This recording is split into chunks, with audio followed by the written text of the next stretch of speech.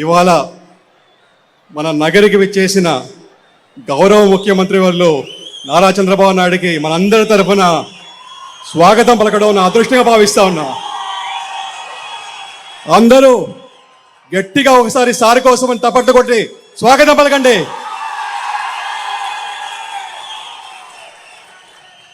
నిజంగా చెప్పాలంటే నేను బాబు గారికి వీరాభిమాని, లోకేష్ గారికి విధేయుణ్ణి.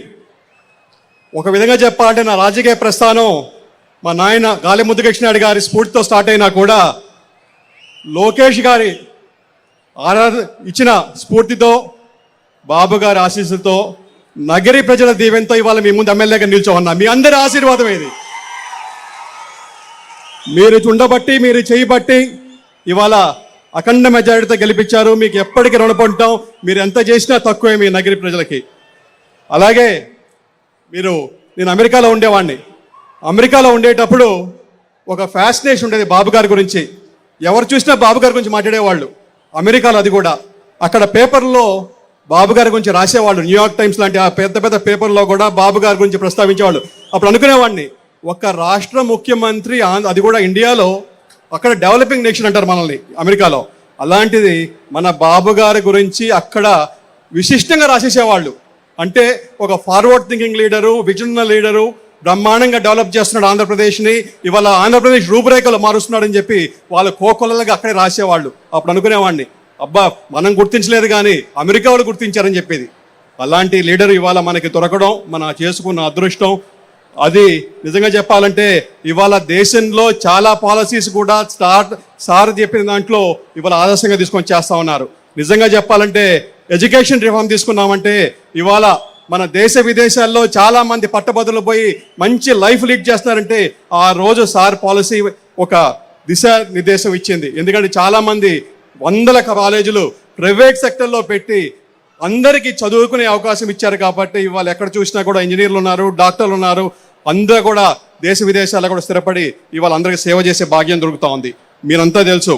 అలాగే మనం చూసాం, ఒకప్పుడు మన ఆంధ్రప్రదేశ్ అంటే రైస్ బౌల్ ఆఫ్ ఇండియా అనేవాళ్ళం, అన్నపూర్ణ అనేవాళ్ళం.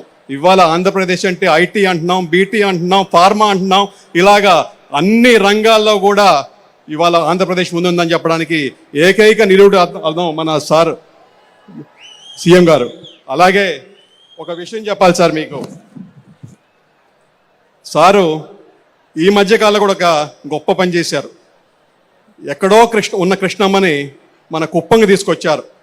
కుప్పమ్మకి కృష్ణమ్మని తీసుకోవడమే కాదు, వైసీపీ అంటే పులివెందలకు కూడా మనమే ఇచ్చాం కృష్ణమ్మ నీళ్ళని కూడా. పులివెందలకు కూడా కృష్ణమ్మ నీళ్లు కూడా సార్ భాగ్యమే. సార్ మా నగరికి కూడా కృష్ణమ్మని తీసుకురావాల్సిన అది మీ వల్లే సాధ్యం సార్. అది మీరు చేస్తేనే అవుతుంది సార్. అది అలాగే మన నగిరిలో ఇందాక సార్ అడిగారు, మనకున్న సమస్యలేంటి, మనకున్న ముందున్న అవకాశాలు ఏంటని. మాకు అన్నిటికన్నా పెద్ద అవకాశం కోసల్ నగరంలో మాకు ఆల్రెడీ ఇండస్ట్రియల్ ల్యాండ్ అక్వైర్ చేశాం సార్. ఒక 2,500 ఎకరాలు అక్వైర్ చేశాము. ఇంకొక 2,500 ఎకరాల దాకా చేయొచ్చు. అంటే 5,000 ఎకరాలు మనం కోసల్ నగరంలో రెడీగా ఉంది సార్. అక్కడ 100 కిలోమీటర్ల లోపు 2 ఎయిర్పోర్ట్లు ఉన్నాయి, 2 సీపోర్ట్లు ఉన్నాయి, 2 హైవేలు ఆనుకొని ఉన్నాయి సార్. ఎక్కడ కూడా నాకు తెలిసి 3వ ఎయిర్పోర్ట్ కూడా రాబోతా ఉంది. ఇక్కడ నుంచి బెంగళూరు పోవాలని కూడా 2.5 గంటే. ఎక్కడా లేదు ఇంత జాగ్రఫికల్ అడ్వాంటేజ్.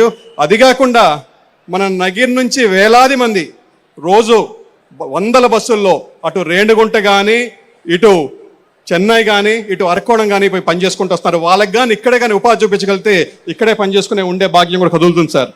అలాగే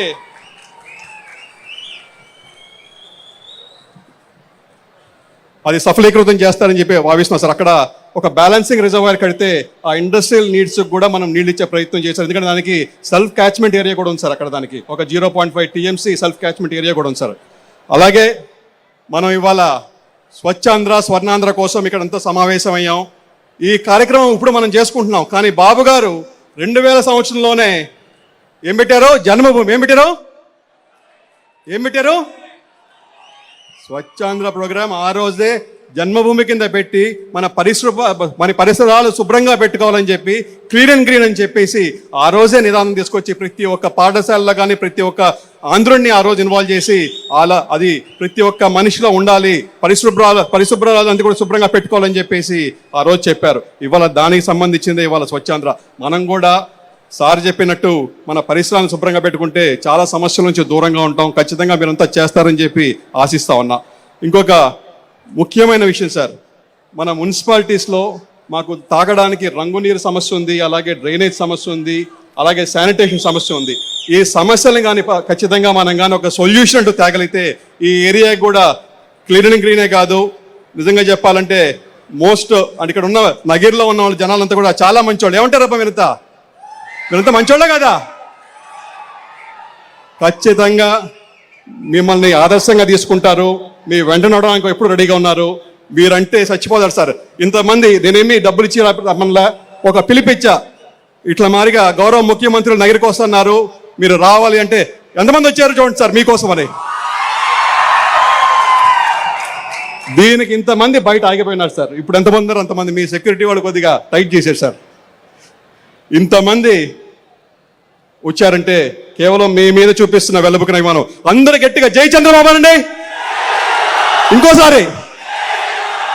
థ్యాంక్ యూ అన్న, మీ అందరికి కూడా ధన్యవాదాలు. జై హింద్, జై Chandrababu. Please subscribe to Leo news for more videos.